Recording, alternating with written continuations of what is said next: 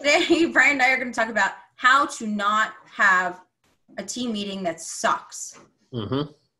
Because sometimes team meetings really suck. Yeah. Okay. So we're going to talk about 6 things that you can do to get your team meetings to not suck.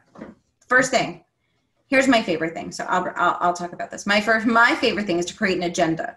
I didn't always do this, but I've done it recently, and I find that it is very helpful to create a list of items that you need to discuss during this meeting to keep you on task.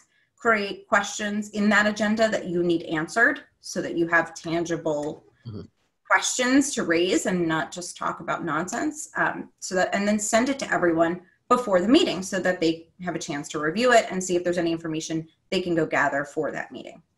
Yeah, and I think the biggest thing with an agenda too is make it clear and concise, like bullet items, boom, boom, boom, right? Don't I've gotten agendas where you're like, this is a 1-hour meeting. This agenda is going to take, 43 days, So make it really, here's whatever the 5 items we want to cover in this half hour. So I think that's important, what's in the agenda. Yeah. And sometimes there are agendas that need to be hefty. You only have one. I mean, I send one sometimes that is, hefty, but it's about the way that you pace the meeting. And if you can run through those quickly and get quick answers, if you add those questions in there, you can run through it pretty quickly. Yeah.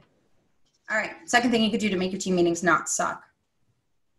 I think clear and clean messaging during the meeting, right? Here's exactly what you want to get across is probably I think whoever's calling the meeting, it's on them to make sure that meeting is clear and concise to everyone in there. And to keep up that pace. I mean, you're going to be clear. So you're going to make sure that things are on track and be clear about where you want the meeting to go next. Yeah, and control the meeting, right? Especially if you have a lot of people in the meeting, you need to control to Nicola's point, the pace of the meeting. Make sure you're getting through the agenda items. So make sure it's pacing on time.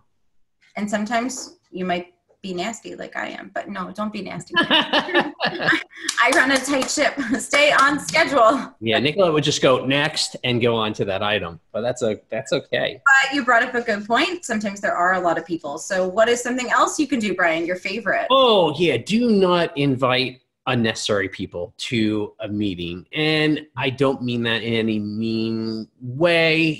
Sometimes what happens is you see these meetings that start out as I'm just making this up. This is, the content meeting for the group.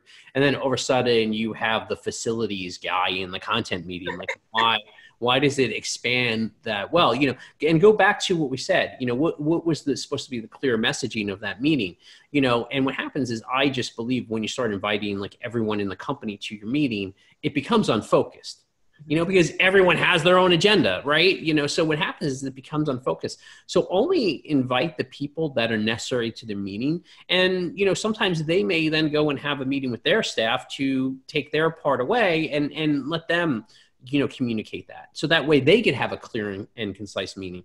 And I think that's really, try to, I don't want to say limit it, because sometimes you do have meetings where you have a large amount of people and depending on what it is, but with very particular meetings, make sure you're inviting the right people. You don't want just random, hey, I want to invite everyone, and you shouldn't worry that anyone's going to get offended or feel bad. You're going to invite the people you need in the meeting to the meeting, especially if they're the ones that have some of the information on the agenda. Those are the people you want in your meeting. Even if you have a standard, a standing weekly meeting, and you need someone in that meeting, that doesn't mean they have to come to every meeting. You can invite a guest to that meeting and, then they're not invited next time. It just depends on what those goals are, that message that you're trying to get across for the meeting. So, keep a small group. And if you need to pull someone into one meeting, do that. All right. So the next thing you can do to get your meetings to not suck is to save time at the end for the random crap or that people bring up. And sometimes it's not random, sometimes there's valid questions, but save it for the end. So a lot, 15 to 20 minutes at the end. If nobody has anything, you just gained 15 to 20 minutes, and if they do, you don't have to worry about your meeting running over. Right. Yeah. And especially because what happens too is when you have an agenda and you want to hit those items, sometimes people would drag it off course because of their own agenda, right? And I think, taking questions, there's pros and cons. Sometimes taking questions during it works depending on the format.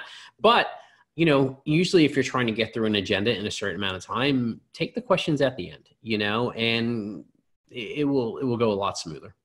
Because also sometimes too, people ask questions before you get to the next bullet point because you're leading them down the path, right? And what will happen is if you hold off, it will avoid some unnecessary questions that get answered throughout the presentation, let's say. Next, and as you're wrapping up, right, you have that time at the end. Another thing you should do is then assign action items, so everybody knows what they're doing next. And, then they can go do what they have to do and then gather all that stuff. And then you have your next meeting and everybody did what they were supposed to do because it was clearly, laid out.